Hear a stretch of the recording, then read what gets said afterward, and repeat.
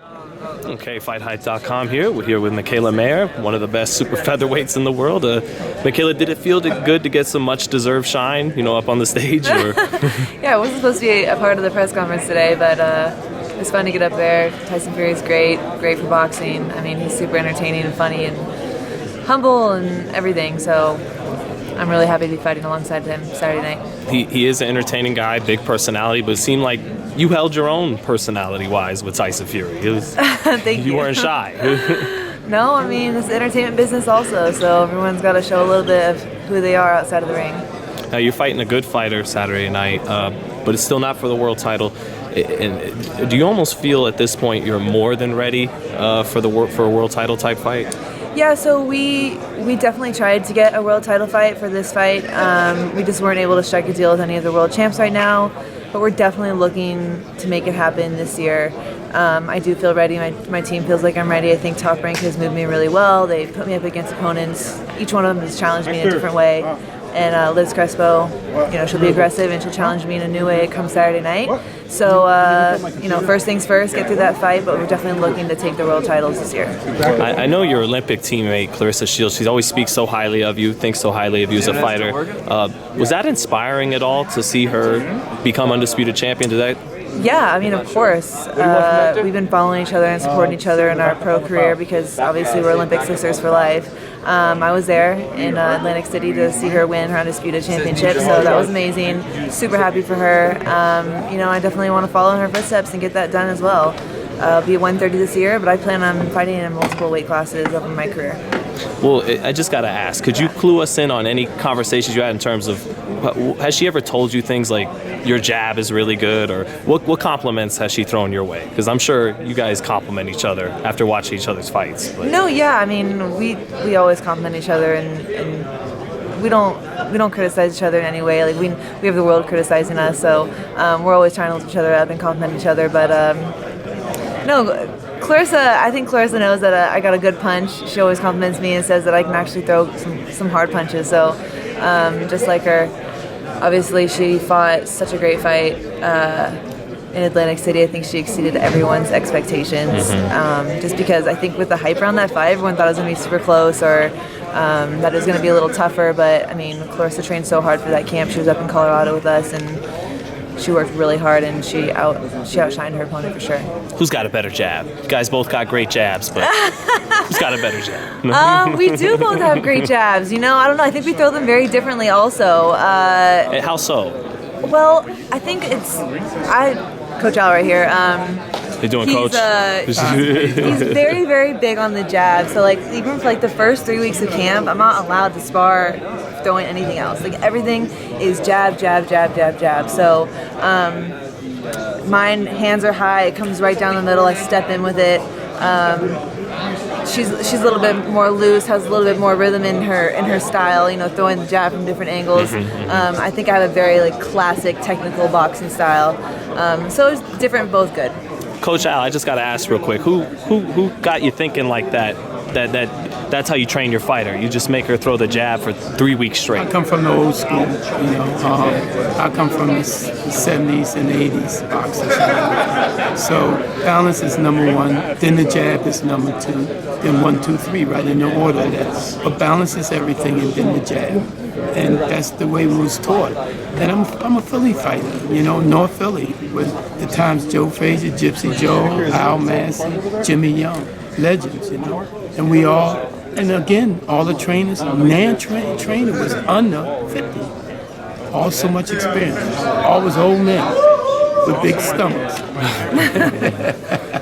It seems like, though, you got a great jab, but it seems like the inside game has been something you guys have been working on, too, quite a bit. We have, and Coach Al's been really big on that because, he's always like, I don't want you just to win. I want you to look great. I want you to be well-rounded. I want people to say, wow, that girl's fighting the way a guy would fight, doing...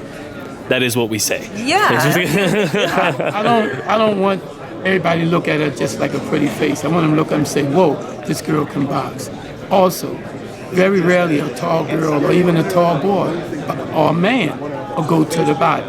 That would make them different. That would make them stronger, because a lot of them don't like to sit down and gamble and take the heat, My old coach used to say, inside boxing is like a frying pan.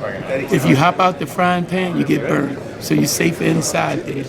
But I hear that like 20 times a camp. yeah, Does that mean don't pull straight out? don't Yes. pull it out and everything. But it gets hot there, just like a fry. It gets hot.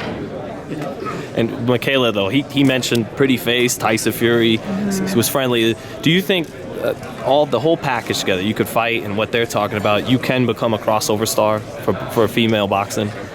Yeah, I mean, I think that, first of all, a pretty face only gets you so far, right? Absolutely. It really does. And if you don't have the skills to back it up, it's not going to last very long, the hype. So we do our talking in the ring, and people can say all they want, oh, pretty face, whatever, and use that. But what matters is when we get in the ring and we back it up with skill and good, impressive wins, not just wins. So, yeah, I'll let my wins do the talking for me, but I do think it's an interesting dynamic when you get someone who's a little girly and blonde hair like me, and can also be in a aggressive male-dominated sport and hold their own. So I think that's interesting, and it shows that you don't have to be just one thing. You can be more than one thing. And so I hope to represent the girls out there like me who maybe feel that they can only be a pretty face, they can only be aggressive in a combat sport. Like, you can be whatever you want, and you can do multiple things at once. You can be both. Yeah, it's really changing every day as we go along. Yeah. But also, to be a superstar, you got to have the competition. And from 120 on up to 140 is really tough. Countries all over, Mexico, Europe, and everything. You look at it, it's deep. You go to the heavier weights, they're not deep. You got one or two at the top. And what makes a superstar is not exactly them, it's the competition level that they get. And she's been getting some great competition. People with 14, 20, 25 fights. That's competition for a person that had 1, 2, 3, or 4, up to 10 fights. So the competition would make you better. Competition would make you look like a superstar. And she's fighting. She's boxing well. And before I let you go, Mikaela, and what do you guys think of Tyson Fury Saturday night? Easy fight or tougher fight than we're expecting? I don't know much about Tom Schwarz, but I have been following Fury, and I think he's making a great name for himself here in America. Surprisingly, he's not from here, and I think he's doing great things for boxing in general. So I'm Team Fury for sure. I'm a fan. I'm really rooting for him, and I love his boxing style. I think he's a classic boxing style. Stays behind the jab. Nothing fancy, but that's what we like. Nothing fancy. Stay behind the jab and look and see what's open. Does he impress you, Coach Al? Yeah, what I like about him is that he's humble and everything. But the most important thing to me is when he got knocked down, the way he got up. Because I thought he was almost total out. I said, there's no way. And when a person comes at, he's mentally strong. That always made him a tough opponent for anybody. I don't know nothing about this other guy. I don't know if he durable or mentally tough like that. It's hard to find a boxer like Tyson that was down like he was and come back and alive and took over. Could he have held his own with the Larry Holmes, the Muhammad Alis of the world? I'm going to tell you this. During that time, this is the best boxing ever. When you look at that time, you look at the Haglers, the Tommy Hearns, the Spinks, the Muhammad Ali, George Foreman, Jimmy Young, all those guys, Gary Cooney. You look at them guys, they would have been champions now. They had all the technique, they had all the strength, they had the mental there, and they was true fighters. And you got to look at the top 20 there. All the top 20 would be killers now. Well, thank you guys so much, and we got a killer right here in Mikaela Mayer. Thank you. Thanks, Appreciate Mikaela. it. Thank you, Coach Al. No problem.